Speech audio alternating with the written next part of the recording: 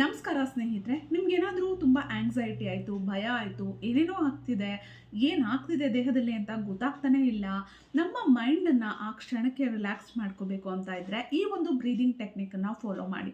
4-7-8 ಹೌದು, 4 ಕೌಂಟ್ ಉಸಿರು ತಗೊಳ್ಳೋದು, 7 ಕೌಂಟ್ಸು ಉಸಿರನ್ನ ಹೊಟ್ಟೆ ಒಳಗಡೆನೆ ಹೋಲ್ಡ್ ಮಾಡಿ ಇಟ್ಕೊಳ್ಳೋದು, 8 ಕೌಂಟ್ಸು ಉಸಿರನ್ನ ನಿಧಾನವಾಗಿ ಬಾಯಿಯಿಂದ ಹೊರಗಡೆ ಹಾಕೋದು.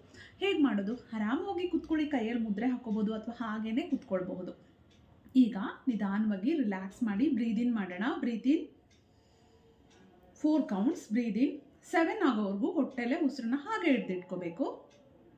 1 2 3 4 5 6 7 8 ಕೌಂಟ್ಸ್ ಆಗೋವರೆಗೂ ಉಸಿರನ್ನ ಹೊರಗಡೆ ಹಾಕಬೇಕು.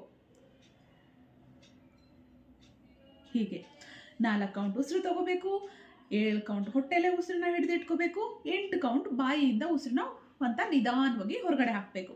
4 ಮನಸ್ಸಲ್ಲೇ ಕೌಂಟ್ ಮಾಡ್ಕೊಳ್ಳಿ. 4 ಕೌಂಟ್ ಆಗೋವರೆಗೂ ಉಸಿರನ್ನ ಹೊಟ್ಟೆಗೆ ತುಂಬಿಸ್ಕೊಳ್ಳಿ. ಮನಸ್ಸಲ್ಲೇ ಕೌಂಟ್ ಮಾಡ್ಕೊಳ್ಳಿ. 7 ಕೌಂಟ್ಸು ಹೊಟ್ಟೆ ಒಳಗಡೆ 7 ಕೌಂಟ್ಸ್ ಆಗೋವರೆಗೂ ಉಸಿರನ್ನ ಒಳಗಡೆನೆ ಹಿಡಿದಿಟ್ಕೊಳ್ಳಿ. 8 ಕೌಂಟ್ಸ್ ಆಗೋವರೆಗೂ ಉಸಿರನ್ನ ಉಫ್ ಅಂತ ಆಚೆ ಬಿಡಿ.